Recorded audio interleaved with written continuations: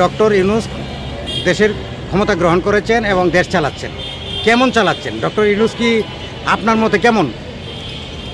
জি আলহামদুলিল্লাহ, উনি এখন তো দেখতেছি আল্লাহর রহমতে বর্তমানে ভালোই চলছে ইনশাল্লাহ। উনি তো একজন দেশ চালক, যা আমরা মনে করি যে উনি একজন দেশ চালক, উনি একজন দেশপ্রেমিক, আমাদের বাংলাদেশের গৌরব। ওনার চলা চরিত্র বা এখন বর্তমানে দেখতেছি, আগে কি আসিল না আসিল ওইটা আমাদের জানার বিষয় না। এখন বর্তমানে উনি যখন ফেজে বাংলাদেশে উঠছে বা একজন প্রধান হয়ে দেশের দায়িত্ব নিয়েছেন, আল্লাহর রহমতে উনি ভালোই চালাচ্ছেন। তবে দেশে শুনুন একটা কথা, কি একটা সরকার ছাড়া দেশ চালানো খুব একটা কঠিন ব্যাপার। আমি একজন অটো চালক, এটা ঠিক আছে, কিন্তু আমরা বুঝি না যে এমন কোনো একটা কথা না, হয়তো বয়সের সাথে বা কিছু একটা করাটা ওইটাই হলো সবচেয়ে মানুষের উত্তম। কিন্তু আমরা বর্তমানে যে অবস্থা চলতে আছি, আল্লাহর রহমতে আওয়ামী লীগ সরকার যে দেশে ছিল ওইটা অবন্টন এখন আমরা দেশে দেখতেছি না।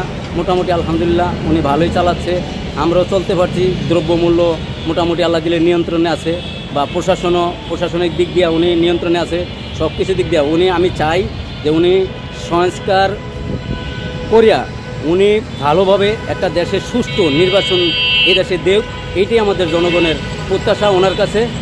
আজকেই আমরা ওনার কাছে প্রার্থনা বা ওনার কাছে একটা চাওয়া। আচ্ছা, নির্বাচন আগে চান না সংস্কার চান? না, আমরা সংস্কার বলতে সংস্কার আগে করা লাগবে। সংস্কার বলতে দেশে পিছনের দিকে হয়তো বড় বড় লোক, আপনার একটা ছিনতাইকার দেখা গেছে মাথায় বাড়ি দেয় বা একজনের পকেট মারে, কী জন্য?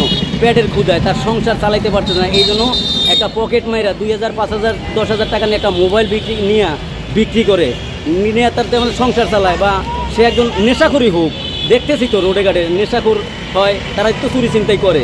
কিন্তু এগুলা কিন্তু আমাদের দেশের চোর না, এর চাইতে বড় বড় চোর বলতে চোর নামে কিছু পোকামাকড় আছে, ওগুলারে সংস্কার করতে হবে।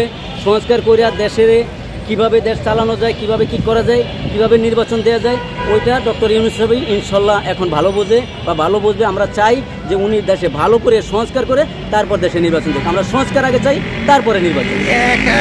একটা দল তো চাচ্ছে তাড়াতাড়ি নির্বাচন না, তাড়াতাড়ি একটা দল এই বলবে যে এই জিনিসটা করে এলো, এটা তো সম্ভব না। এটা তারও তো একটা বিবেক বিবেচনা আছে, এই জন্য তো তার দেশের দায়িত্ব তার মাথার উপরে পড়ছে বা দেশের দায়িত্ব সে মাথায় নিছে। সে সব কিছু বন্টন কইরা, সব কিছু লিগেল কইরা তারপরে দেশে নির্বাচন করে। একজন এই বলবে যে আমি একজন বলতে পারি যে ভাই আপনি আমার মোবাইলটা তাড়াতাড়ি আমার দিয়ে আপনি কি স্বেচ্ছা আমার দিয়ে লাগবেন না? স্বেচ্ছা আমি দেওয়া যাবে না। এটা মোবাইলটা দেখতে হবে, মোবাইলটা কার, মোবাইলটা কিভাবে চালানো যায়, মোবাইলটার নেটওয়ার্ক আছে কি না, এভাবে দেখা তারপরে দেশে সংস্কার করিয়া তারপর আপনারা দেশে নির্বাচন দেন বা দেশে নির্বাচন দিবে ডক্টর ইউনূস। বিগত দিনে ভালো ছিলেন না এখন ভালো? এখন ইনশাল্লাহ অনেক ভালো। আল্লাহর রহমতে পিছের প্রায় আমরা 14-15 বছর একটা খাঁচার ভিতরে, মানে একটা বাঘের খাঁচা যেরকম আমরা একটা খাঁচার ভিতরে ছিলাম, হ্যাঁ, হয়তো প্রশাসনিকভাবেও ছিলাম বা ইয়েতেও ছিলাম, ক্ষমতার দাপটে ছিলাম, আমরা খুব একটা খাঁচার ভিতরে ছিলাম।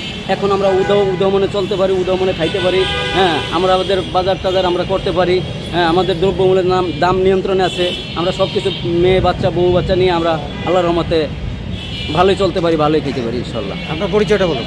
আমার নাম মোহাম্মদ বিল্লাল, আমার বাড়ি ভোলা ডিস্ট্রিক্ট, লালমোহন থানা। কি করেন আপনি? আমি একজন অটো চালক, ঢাকা মোহাম্মদ।